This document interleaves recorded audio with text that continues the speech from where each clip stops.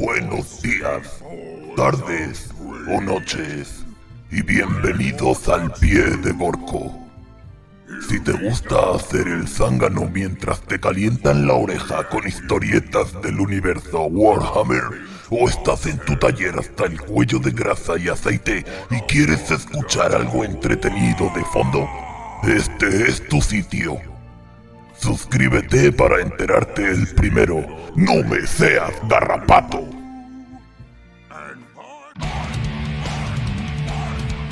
¡Uy! ¿Qué pasa, hermanos del vacío? ¿Preparados para otra sesión de hachas, sierra y disparos Volter? Pues acompañadme mientras hago el zángano y escucho este capítulo. Se está poniendo realmente intenso. Capítulo 8.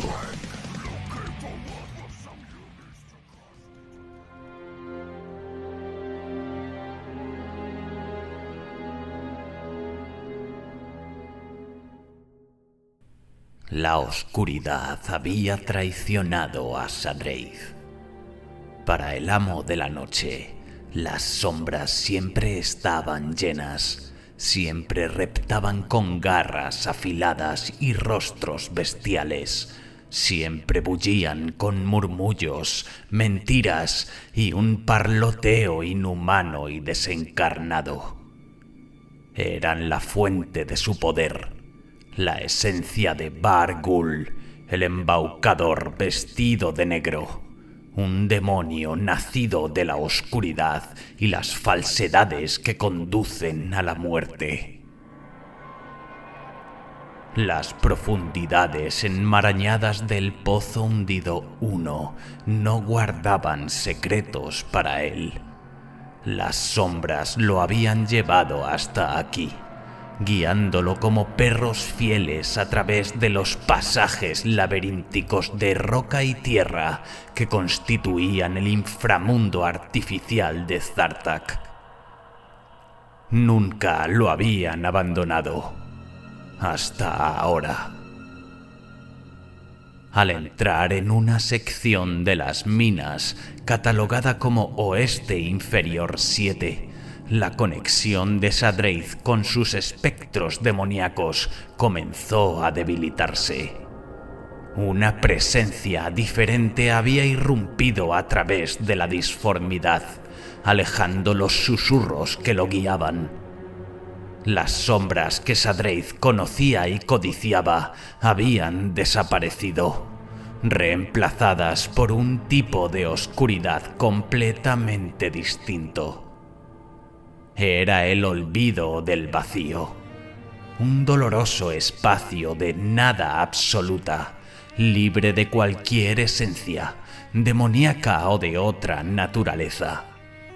Lo devoró como las fauces de un gran leviatán hambriento, despojándolo de todas las certezas que, en un principio, lo habían llevado a este mundo. Por primera vez desde que los poderes de los dioses oscuros desbloquearon sus dones psíquicos innatos y le otorgaron la clarividencia que una vez poseyó su martirizado padre genético, Sadreith se encontró verdaderamente solo. El hechicero estalló en furia, desatando su ira sobre los convictos que tuvieron la mala suerte de cruzarse en su camino. Su guadaña disforme pronto estuvo roja y húmeda. Sus llamas etéreas humeaban. Estaba perdido. Solo había un ser en Zartak que podía haber hecho esto. Alguien con el conocimiento y la experiencia para desafiar las prodigiosas habilidades de Sadreith. Nunca se lo había encontrado en persona, pero Bargul sí. El nómada pálido, aquel a quien sus hermanos de batalla conocían como Tekaurangi. El demonio se había enfrentado a él en 3 ocasiones previas a través de diferentes aliados mortales. Según Bargul, El bibliotecario marine espacial era antiguo incluso para los estándares de los débiles que aún se aferraban al falso emperador.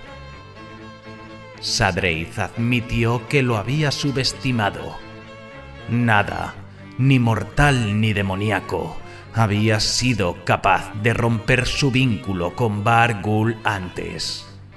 El nómada pálido era además, según Bargul, su hermano mestizo. El hechicero del caos se concentró en restaurar el contacto con su aliado demoníaco. En la miserable oscuridad del vacío que lo envolvía, reunió la esencia misma de la vida: sangre. Como un rey troglodita de pesadilla, arrastró a las víctimas que deambulaban sin saberlo hacia su camino, a una caverna horadada en la roca y las despellejó, arrancando carne de huesos y reduciendo órganos internos a una pasta sangrienta. Su armadura pronto quedó cubierta por una vil capa de sangre y lodo. Se quitó las viejas pieles curtidas y las reemplazó por las nuevas. Los pellejos grabados con nuevos símbolos y blasfemas runas lucían ahora frescos en las placas de su armadura. Mientras lo hacía, entonaba oscuros cánticos en voz baja, palabras que nunca antes se había atrevido a pronunciar, frases que habrían revuelto el estómago de sus propios hermanos amos de la noche y mucho más el de cualquier mortal cuerdo. Estaba renaciendo. En su furia, se unía aún más al ser al que solo reconocía como aliado, jamás como maestro. Lentamente, la oscuridad que lo envolvía comenzó a llenarse de nuevo. Los demonios menores y familiares que lo guiaban regresaban a medida que superaban el engaño del nómada pálido. Por fin Sadreith hallaría al chico. Después encontraría a Tecaurangi también y le arrancaría la pálida piel de la carne y los huesos, centímetro a centímetro.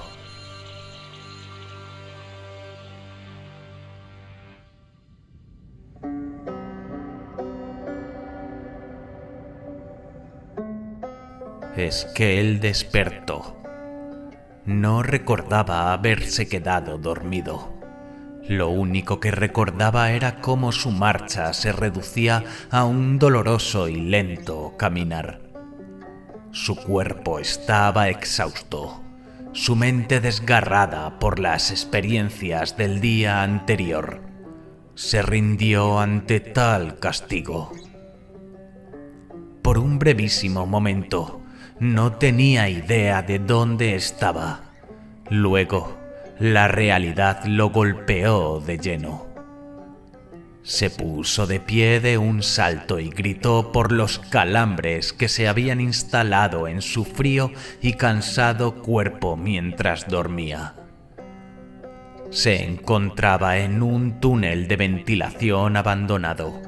El estrecho espacio ululaba con la atmósfera húmeda que los grandes rotores de ventilación canalizaban hacia las minas desde la jungla de Zartak. El sonido fantasmal le hizo estremecerse. Estaba cubierto de barro y mugre. En algún momento había perdido ambos zapatos en la sofocante ciénaga mineral del pasaje Sur 16. El hambre le arañaba el vientre como una bestia rabiosa, dolorosa y desesperada. Por un segundo, todo lo que quería hacer era recostarse de nuevo contra la pared. Por un segundo, no le importó nada de lo que había sucedido. Ni el latido punzante en su cráneo, ni las pesadillas, tanto reales como imaginadas, que no paraban de acecharlo, ni la fuga de prisión, ni el horror de la muerte de Dólar, ni el horror aún mayor de lo que, de alguna manera, les había hecho a los asesinos de su fiel compañero. El cansancio, el frío y el hambre vencieron todo el instinto de supervivencia que le quedaba. Había estado huyendo por lo que parecía toda su vida. Sigue adelante, dijo el pensamiento. ¡Sal de mi cabeza!, gritó Skell. Las palabras rebotaron y resonaron a lo largo del túnel, el solitario alarido de un loco. Se llevó sus manos callosas al cráneo, deseando que el dolor desapareciera, que las voces cesaran, todas ellas. Ya había tenido suficiente. Arrojó el pensamiento exógeno fuera de su mente. Este trató de resistirse. Intentó quedarse enterrado en su cabeza, murmurando sus ásperas sugerencias, viendo a través de sus ojos, escuchando a través de sus oídos. Es que él no lo permitiría. ¡Te ordeno que te vayas! Con un grito de pura ira lo desterró, arrojándolo de vuelta al abismo sin fondo del que había surgido. Su dolor de cabeza retrocedió mínimamente. La realización reavivó una pequeña brasa de determinación. No lo controlaban. Aún no. Comenzó a moverse. El túnel secundario no era un lugar donde detenerse. Era demasiado frío y demasiado expuesto. Esta sección de las obras superiores le resultaba desconocida, muy alejada de los pozos en los que había pasado los últimos 5 meses excavando, pero podía notar que se acercaba a la superficie. El aire que descendía hasta él era fresco, impregnado de agua, de lluvia y del olor de la fruta demasiado madura. Junto al hedor del sudor rancio, el caucho y la mugre se sentía como la salvación. Alguna de las bocas de mina de la exfiltración tenía que estar cerca.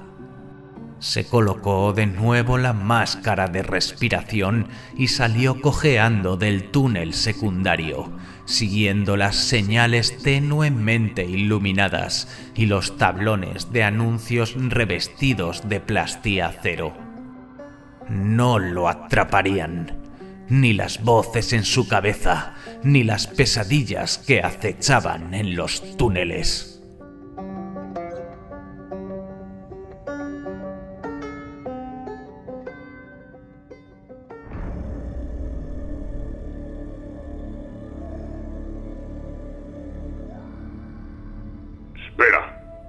Tecaurangi pronunció la palabra con gran dificultad.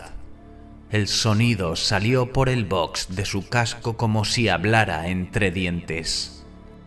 Aleph 77 y Aleph 16 se detuvieron en seco, agachándose en el agua lodosa. Los conductos de desagüe de lodos del Pozo Norte E6 estaban parcialmente inundados por agua de un marrón fangoso, teñida por los sedimentos arrastrados desde la superficie hasta las profundidades porosas de Zartak. El trío de carcharodones se movía por el agua, cubriéndolos hasta las rodillas, con una gracia que desmentía su constitución transhumana. Sus movimientos apenas provocaban ondulaciones, mucho menos salpicaduras. A pesar de ser meros exploradores de la 10ª compañía, Aleph 77 y Aleph 16 conocían bien su labor. como los otros exploradores dispersos por los túneles en torno a Tekaurangui, habían sido efectivos en combate durante casi una década y habían sido probados en sangre en más de 20 de ocasiones. Ambos tenían los inicios de sus primeras marcas de exilio, oscuros tatuajes dentados que se enroscaban en bucles por sus antebrazos desnudos y a lo largo de sus pálidos cráneos afeitados. Estaban al borde de convertirse en miembros plenos del capítulo, dejando atrás los designados numéricos con los que se conocía a todos los exploradores en favor de un verdadero nombre de vacío, intercambiando sus placas de caparazón gris y sus uniformes multitrenzados negros por la codiciada armadura de poder de las 9 compañías de batalla. El hecho de que Sar tuviese que prescindir de ellos para que ayudasen a Tekaurangui mostraba cuán desesperadamente el capítulo necesitaba sangre nueva. Llevaban casi una década sin cumplir con un diezmo efectivo. Para Tekaurangui había poca diferencia entre Aleph 77, Aleph 16 y los iniciados más jóvenes que exploraban los otros túneles. El antiguo bibliotecario había visto a muchos como ellos alzarse y caer, desde sus primeras y salvajes pruebas de sangre en la ceniza hasta su eventual ascenso al rango de hermano del vacío, su promoción a líderes de ataque e incluso maestros de compañía, y su muerte. Al final, todos morían. Algunos decían que los Adeptus Astartes eran inmortales, que la edad por sí sola nunca podría apartarlos de su deber hacia su primarca y su emperador. Si lo eran o no, era un debate efímero. Habían sido creados para una sola tarea: librar las guerras interminables en defensa de la humanidad. Y eso garantizaba que, sin importar cuán hábiles fueran, algún día caerían. Tekaurangui sabía que él también moriría, quizá pronto. El pensamiento no le preocupaba. Lo que le preocupaba era el fracaso, el no asegurar la supervivencia de su capítulo una vez que él ya no estuviera. Esa era la única tarea que le quedaba. Para lograrlo, tenía que recuperar al chico, a Esquel. Pero Esquel acababa de expulsarlo de su mente. El bibliotecario jefe se quedó inmóvil por un momento. Las luces de los lumen se reflejaban en el agua turbia y brillaban sobre las intrincadamente grabadas placas azules de su armadura de poder. La piedra verde incrustada en la parte superior de su bastón de fuerza estaba oscura y muerta. El hueso que la sujetaba ya no palpitaba con energía disforme. Había perdido la conexión y con ella incluso un vago sentido de dónde estaba Esquel en el aparentemente interminable laberinto. Los exploradores escrutaban la penumbra adelante, pistolas Volter y sus largas cuchillas dentadas en mano. Ya habían eliminado a una banda de media docena de convictos que tropezaron en su camino. Iban armados con armas láser selladas con el áquila, presumiblemente saqueadas de sus antiguos carceleros, y fueron lo bastante insensatos como para intentar usarlas contra los marines espaciales. Su sangre ahora se secaba en las hojas de los iniciados, en sus armaduras y en sus rostros pálidos como la muerte. Esa banda no había sido la única que encontraron. Otros aún huían, en solitario o en parejas, muchos desarmados, desesperados por alejarse de la insensata y enloquecida masacre que emanaba de los pozos centrales. Los habían dejado vivir por orden de Tecaurangi. Estaban allí para tomar un diezmo, no para purgar la colonia. El capítulo necesitaba carne fresca, y una vez que los exploradores sin nombre hubieran asistido a su bibliotecario jefe, ayudarían a cosecharla. Tecaurangi ralentizó su respiración, extendiendo una vez más su espíritu errante. Los tentáculos de su conciencia no encontraron más que dolor, ira y asesinato, ninguno de ellos vinculados específicamente a Esquel. Con la desesperación inconsciente de un animal acorralado, el chico había desatado su poder psíquico y expulsado la influencia guía del Carcharodón en su mente. Ahora estaba solo. En cuestión de horas, podría estar en cualquier parte de las minas principales.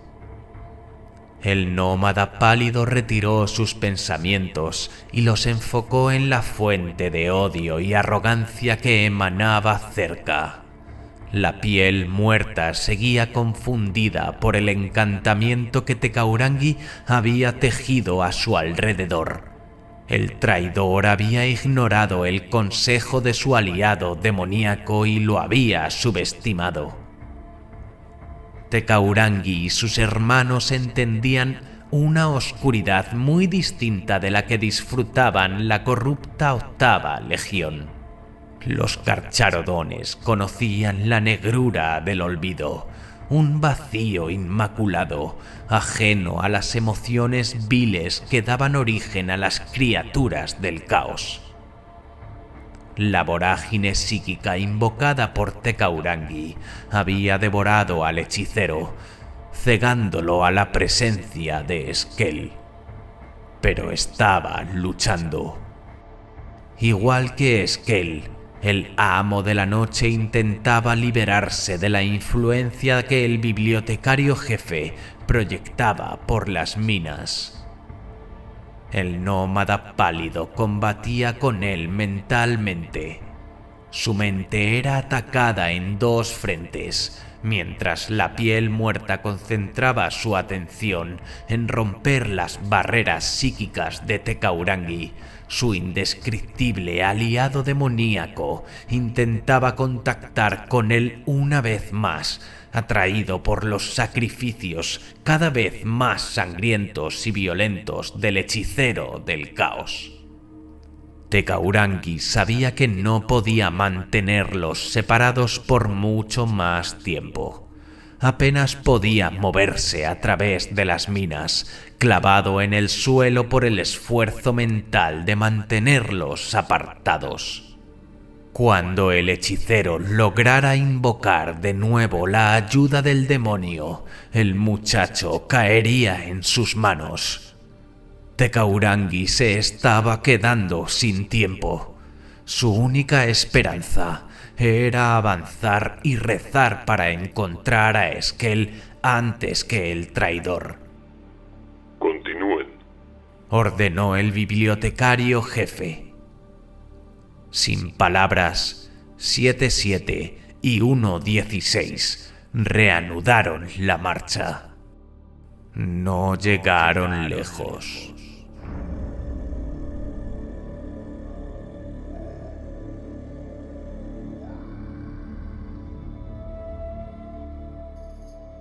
La quinta y la séptima escuadra recibieron su bautismo de sangre en Zartak en el cruce SC-7.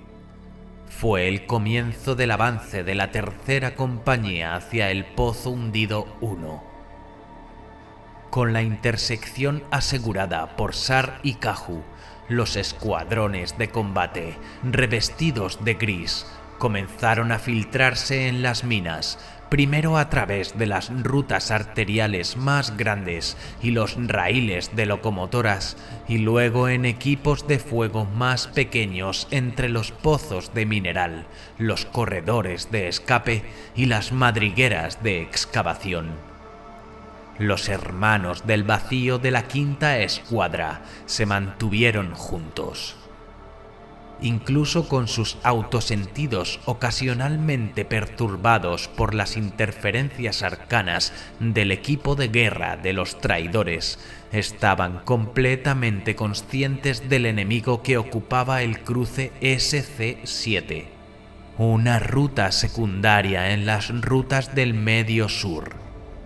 El hermano del vacío Sigmus 38 Torrik, en la vanguardia de la sección del túnel secundario, reportó contactos adelante. Infantería hereje no aumentada, de aproximadamente el tamaño de un pelotón, vestida con túnicas y uniformes azul oscuro, con manos y antebrazos pintados de negro. Llevaban máscaras de gas de ojos saltones y portaban armas del Adeptus Arbites recientemente incautadas. La infantería enemiga parecía haberse detenido, ya fuera para descansar o para orientarse de nuevo. Ocupaban una estación de transporte de mineral, cuya única tira de lumen proporcionaba la única iluminación en todo el corredor. El espacio que iluminaba era poco más que una hendidura en las paredes rocosas del cruce. Una solitaria estatua, burdamente tallada en la imagen blindada de un supervisor del Arbites, había sido derribada al suelo. El líder de ataque Carly, comandante de la Quinta Escuadra, sabía exactamente lo que iba a suceder. Hizo una pausa para verificar que los devoradores de la Séptima Escuadra, los marines de asalto de la compañía, estaban en posición y luego dio a Torrik permiso para atacar. Los carcharodones lanzaron su asalto sin una palabra. El único sonido fue el golpeteo de botas sobre la tierra del cruce y el rápido zumbido de los servos. Al oír los ruidos que se acercaban desde la oscuridad, los herejes aferraron sus escopetas y rifles automáticos. Solo cuando irrumpió en la tenue luz de la estación, Torrik activó su destrabada hacha sierra. El rugido monstruoso del arma de combate cuerpo a cuerpo reverberó por las paredes del corredor. El hereje más cercano apenas logró disparar una sola vez con su nuevo rifle automático mientras luchaba con el seguro desconocido. La bala rebotó inútilmente contra la coraza pectoral de Torrik. Los que estaban detrás no podían disparar contra el carcharodón sin arriesgar a alcanzar a su propio camarada. Dispararon de todos modos. El traidor más adelantado se convirtió en un títere deshecho de sangre y carne antes de que Torrik llegara hasta él.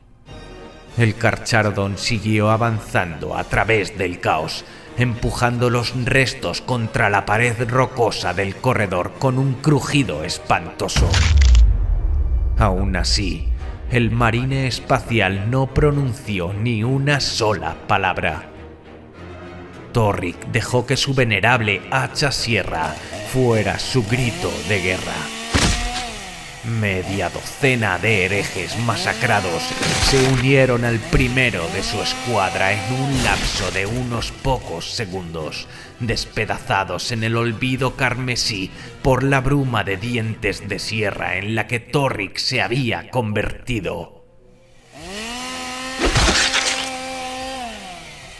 Los disparos lo golpearon, Proyectiles disparados a ciegas por humanos aterrados que intentaban retroceder, buscando desesperadamente más distancia entre ellos y el silencioso carnicero de Gris. Ninguno penetró su acorazada armadura de batalla. El estruendo de las descargas en el estrecho corredor solo sirvió para aturdir y confundir aún más a los herejes. El espacio adicional que ofrecía la estación de transporte permitió al resto de la quinta escuadra saciar su sed de sangre. Hojas de sierra desgarraron con facilidad despectiva armaduras de flak, carne y hueso. Las entrañas de los herejes pintaron el suelo, las paredes y el techo de un rojo goteante y humeante. Terminó en segundos, excepto que, en realidad, apenas había comenzado. Cuando la bota del líder de ataque Carly cortó brutalmente el último grito, la pared de roca al fondo de la estación estalló hacia adentro. El hermano Pelu, atrapado demasiado cerca de la explosión, fue pulverizado por una tormenta de piedra, su carne reducida a pulpa dentro de su armadura destrozada y abollada. El resto de la escuadra trastabilló. La onda de choque y la nube de polvo les obligó a activar sus autoestabilizadores. Al instante en que se abrió la brecha, nuevos gritos llenaron el espacio subterráneo. Sombras se deslizaron a través del polvo arremolinado, sus ojos rojos de odio ardiendo en la penumbra.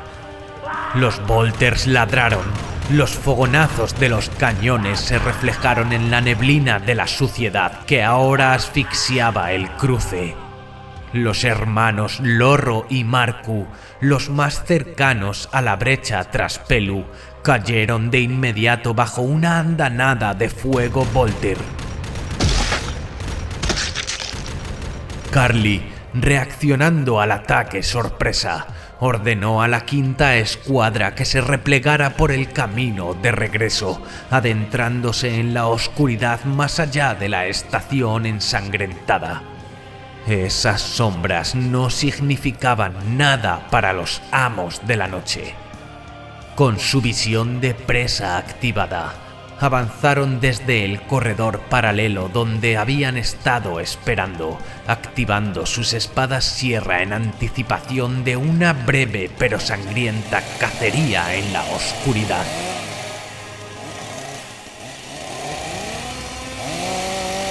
El rugido de las hojas en el estrecho corredor fue suficiente para enmascarar la llegada de los verdaderos cazadores. Los carcharodones de la quinta escuadra se volvieron de repente, enfrentándose cara a cara con los marines espaciales del caos. El impacto de ceramita contra ceramita y el choque salvaje de las hojas sierra encajándose unas contra otras sacudió la misma roca madre de Zartak, desgranando tierra del techo y haciendo parpadear y chisporrotear el solitario lumen en la estación.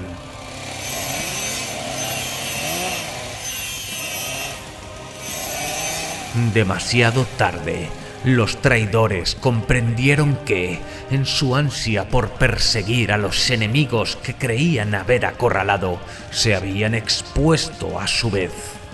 Los devoradores de la séptima escuadra habían pasado más de una hora excavando una madriguera a través de la roca y la tierra por encima del cruce SC-7, corriendo en paralelo al corredor principal.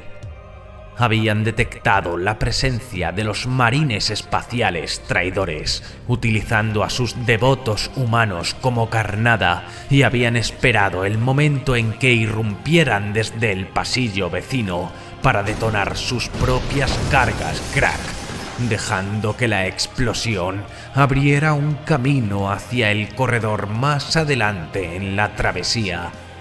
La retirada de Carly había arrastrado a los traidores al corredor, dándoles la espalda a los devoradores recién llegados. La séptima escuadra no desperdició tiempo cerrando la distancia con los herejes rezagados. Ambos escuadrones de devoradores de la tercera compañía habían dejado sus mochilas de salto Mark II en la base del subrecinto. En la profundidad de la tierra había poco uso y aún menos espacio para semejante tecnología ancestral.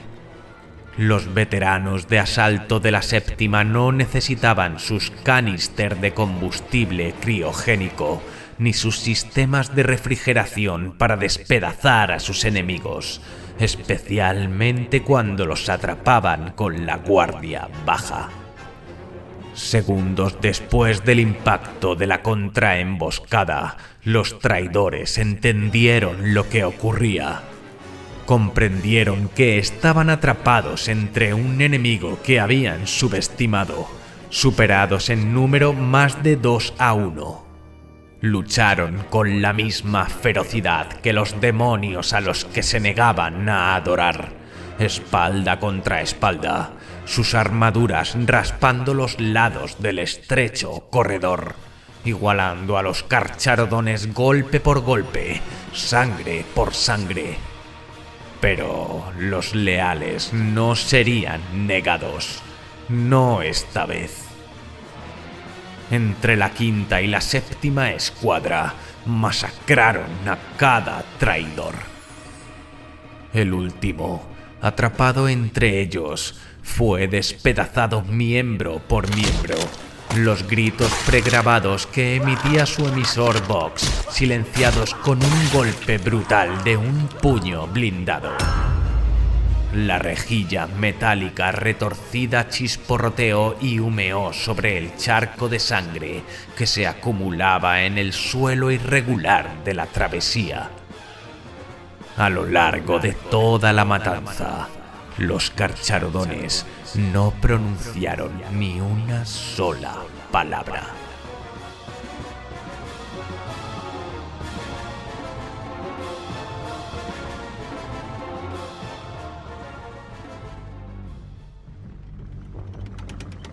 Un tanque Predator bloqueaba la intersección 44-5.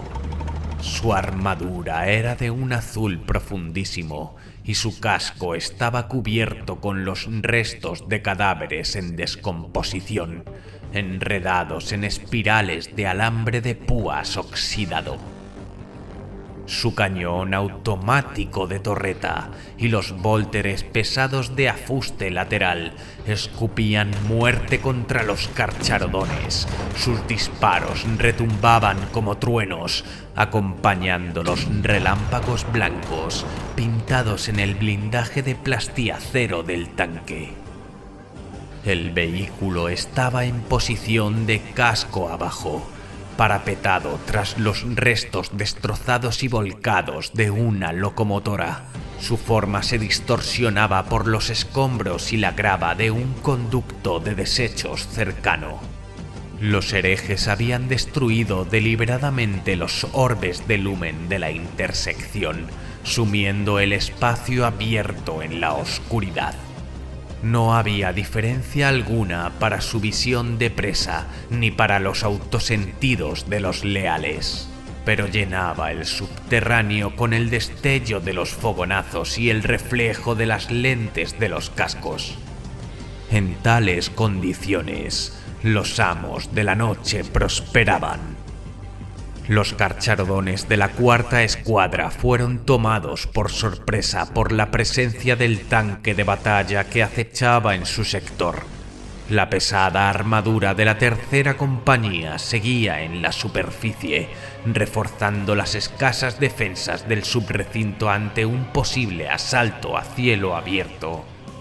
La salva inicial del autocañón pesado del Predator había partido en dos al especialista antitanque de la cuarta, el hermano Omekra 33 Ungu, dejando su lanzamisiles inservible entre la grava del rail, a una docena de metros frente a la posición del blindado. El líder de ataque, Ekara, se había parapetado junto al resto de sus marines tácticos, ocupando los contenedores de residuos y transportadores de carga esparcidos por la intersección de 4 túneles. El Predator no estaba solo. 2 secciones de infantería cultista le daban apoyo, aunque sus rifles automáticos poco podían hacer contra la armadura de los astartes. El tanque, sin embargo, era un problema mucho más serio.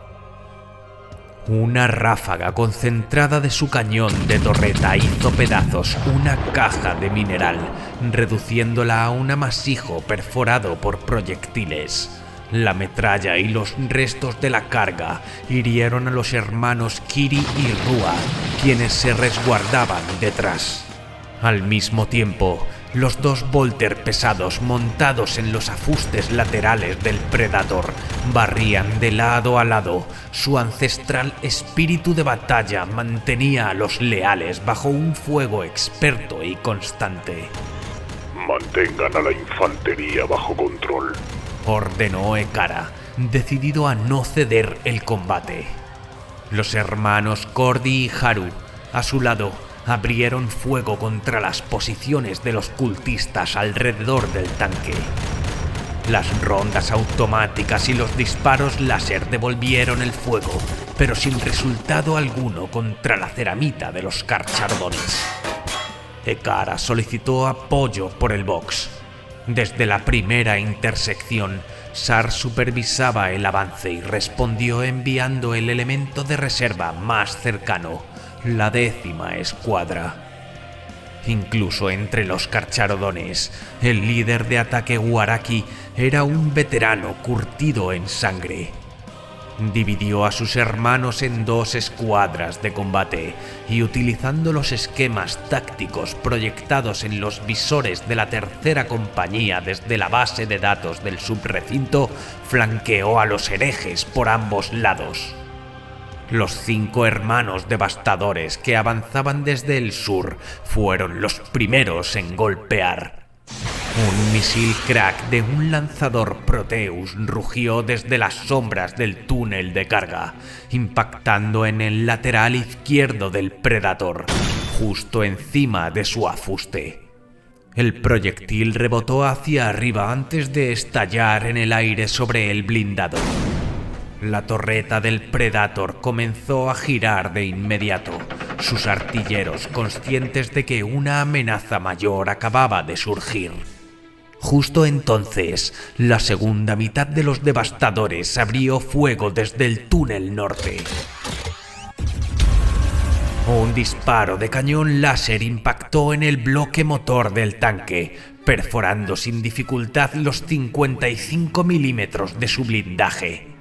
El reactor cuádruple Mark II de combustión térmica adaptable explotó con violencia, destruyendo el tanque de batalla y esparciendo una onda expansiva de metal retorcido y los restos de carne putrefacta de sus víctimas. Los ecos de la detonación aún retumbaban en los túneles cuando Ekara dirigió a la segunda escuadra fuera de cobertura, cargando contra la infantería cultista aún aturdida por la muerte ardiente del Predator. En menos de 1 minuto, la intersección 44-5 estaba de nuevo en manos imperiales. Ekara guió a la 4ª escuadra hacia la oscuridad, mientras Guaraki y la 10ª reanudaban sus posiciones defensivas, sumando otra muesca a su larga lista de muertes. Lentamente, los carchardones se cerraban sobre el núcleo del Pozo Hundido 1. Los traidores no tendrían dónde esconderse. Y una vez purgados, el diezmo podría comenzar.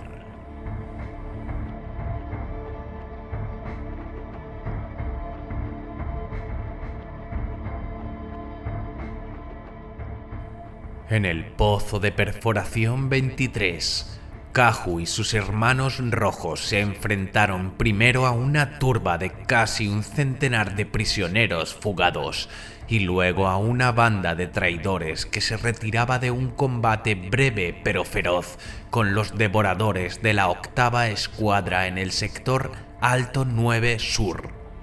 Kahu lideró la masacre inicial de los prisioneros con una inusual reticencia. Matarlos iba en contra de la razón misma por la que la tercera compañía estaba en Zartak. Los cadáveres no podían ser diezmados. Sin embargo, los humanos habían elegido resistir, aterrados ante los monstruosos gigantes de armadura blanca que surgían de los elevadores gravitacionales desde las profundidades del Bajo 9. Casi todos iban armados, sin duda abastecidos por los herejes en su intento de sumir el submundo en el caos. Los más valientes abrieron fuego al verlos entrar en el mayor pozo de perforación del sector sur. Las paredes irregulares del gran túnel de roca eran testimonio del trabajo voraz de una megaperforadora triplex Fall. Los exterminadores abatieron a los que se resistieron con ráfagas controladas de Volter de asalto, buscando conservar su preciada munición. El pánico inicial de los prisioneros ante los implacables gigantes de metal fue interrumpido cuando los marines espaciales del caos irrumpieron desde un pasillo lateral. El subsiguiente baño de sangre dejó el túnel alfombrado de cadáveres humanos, destrozados por proyectiles o despedazados por espadas sierra y puños de energía. Los exterminadores de Kahu se lanzaron de inmediato sobre los amos de la noche. Incapaces de retirarse, los herejes lucharon con más ferocidad aún. El hermano Eti, herido en el muslo por las garras relámpago de un raptor en la primera batalla de la intersección, fue abatido por dos de los traidores que, instintivamente, centraron sus ataques en el objetivo más vulnerable. Fue el primero de los hermanos rojos en caer en Zartak. No sería el último.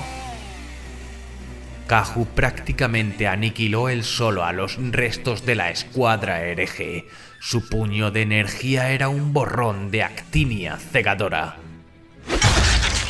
Al finalizar la matanza, estaba cubierto de pies a cabeza en vísceras chorreantes, su puño teñido de rojo brillante. Mantuvieron la posición hasta que una escuadra de combate de la 9ª llegó para recuperar el cuerpo de Eti y transportarlo de vuelta al subrecinto. Era imperativo recuperar tanto la semilla genética del exterminador caído como su armadura Dreadnought táctica, remendada y reaprovechada a lo largo de incontables guerras. El avance continuaba.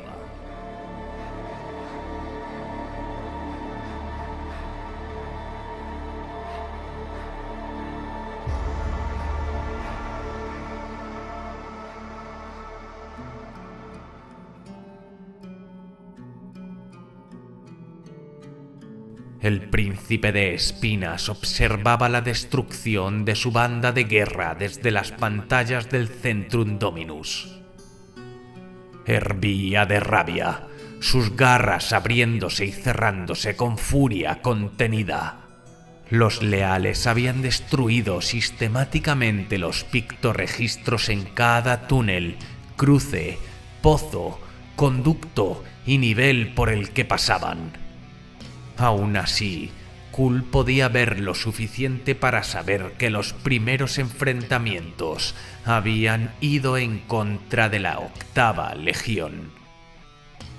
Por más que sus guerreros se rehusaran a admitirlo, la razón del revés era tan clara como simple. Habían subestimado a su enemigo. La banda de guerra era joven, incluso para los estándares de los marines espaciales del caos. El propio Kul solo había combatido contra otros astartes en 4 ocasiones previas, y en cada una de ellas sus oponentes habían sido capítulos de fundaciones recientes. Cada vez, la sabiduría ancestral de Bargul, transmitida a través de Sadreith, lo había llevado a la victoria. El demonio le había advertido que no se confiara demasiado. Él no lo escuchó. Estos leales eran diferentes. Ningún líder de sus garras reportaba haberlos enfrentado antes. Incluso Sadreith parecía sin respuestas, prácticamente abandonado por su patético patrón demoníaco. Su estilo de combate no era uno que Kul reconociera. Si acaso, parecía inquietantemente similar a las doctrinas de los amos de la noche.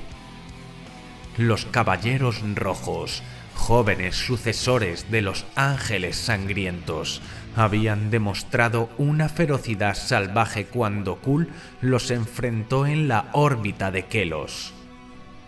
Había oído historias sobre la brutalidad de los lobos espaciales. Estos leales, con su armadura gris, igualaban la sed de sangre de ambos capítulos.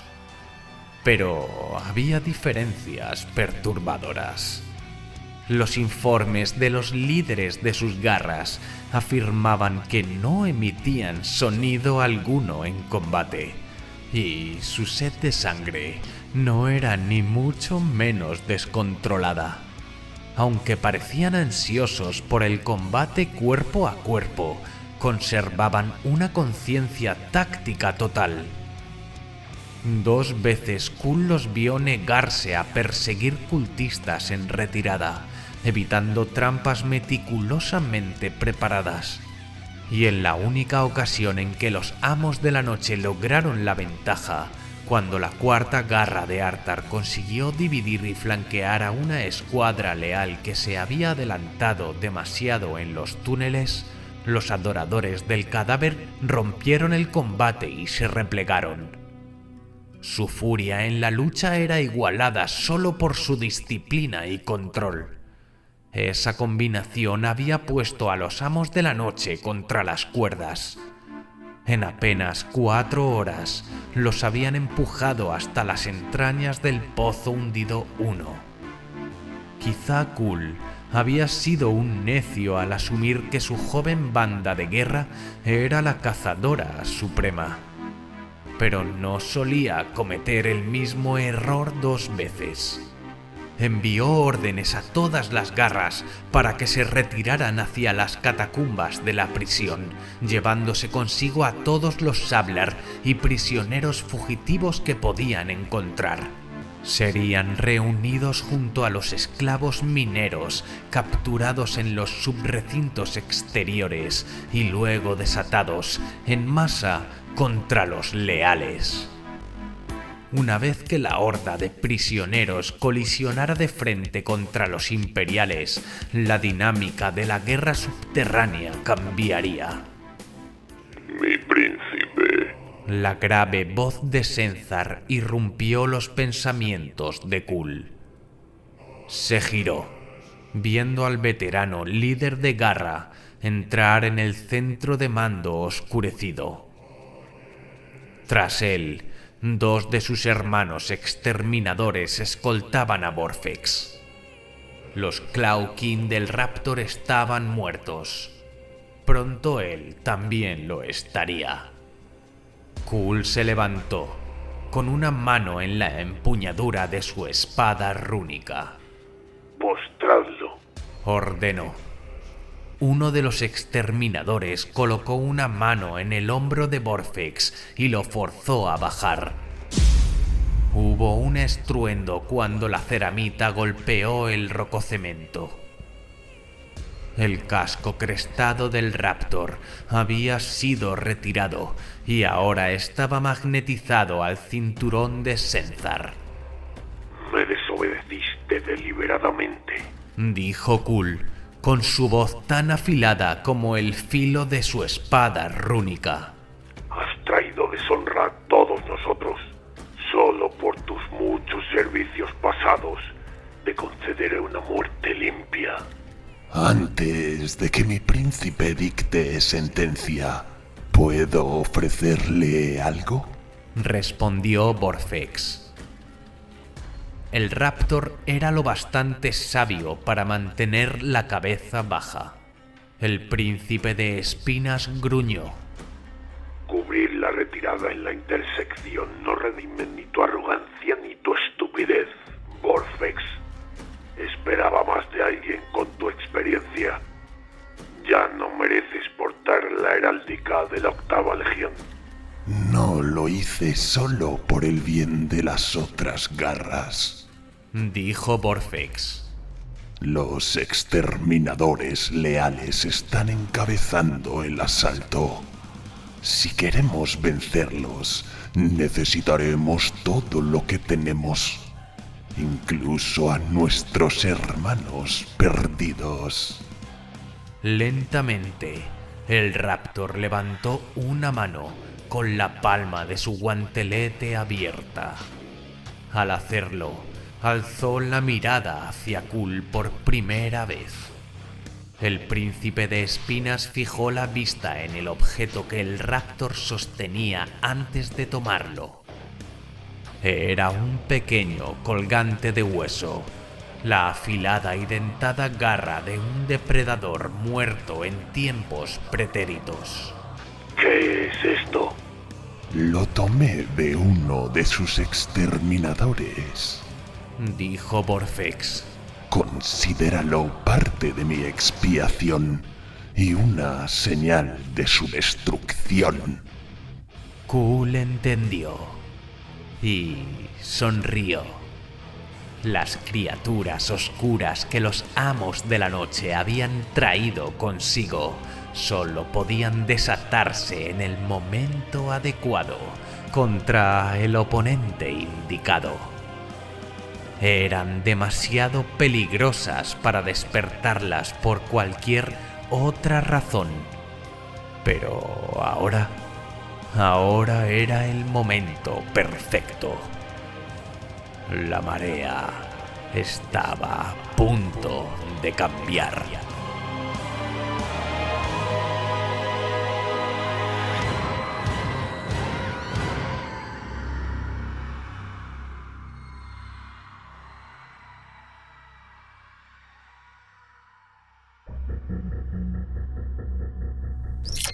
Escaneo genético completo. Acceso concedido.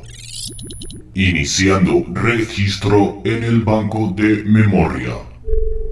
Verificación de fecha 3.675.875. Milenio 41. Día 89.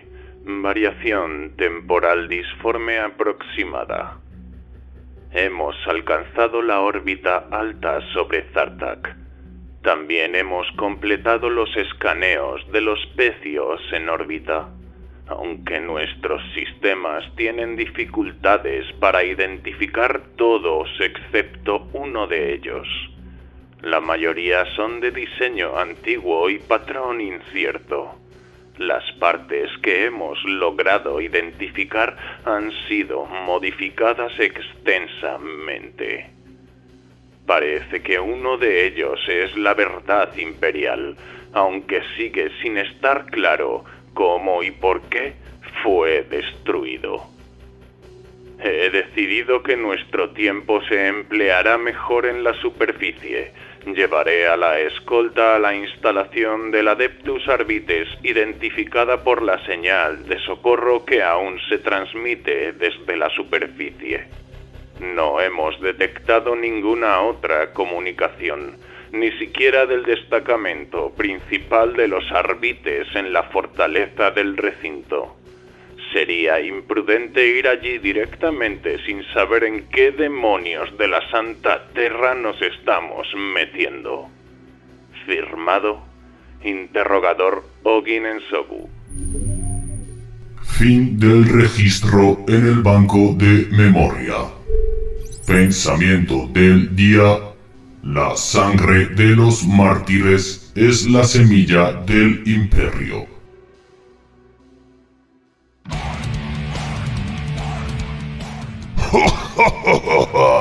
Ya lo veis, esos especialistas en propagar terror y locura al final han encontrado un enemigo capaz de causar esas sensaciones en ellos. Se podría decir que están recibiendo un poco de su propia medicina. Eso dicen los Umis, ¿no? Nunca entendí las frases hechas de los Rositas. ¿Por qué no simplemente dicen que les han reventado? Bah, por cierto, ¿cómo se han apañado los amos de la noche para meter un tanque Predator en los túneles esos tan estrechos? Me gustaría saberlo. Es pa' un amigo. Bueno, veremos qué pasa con ellos la semana que viene. El colmillo ese seguro que va a dar bastante juego. Nos vemos en la próxima, chicos.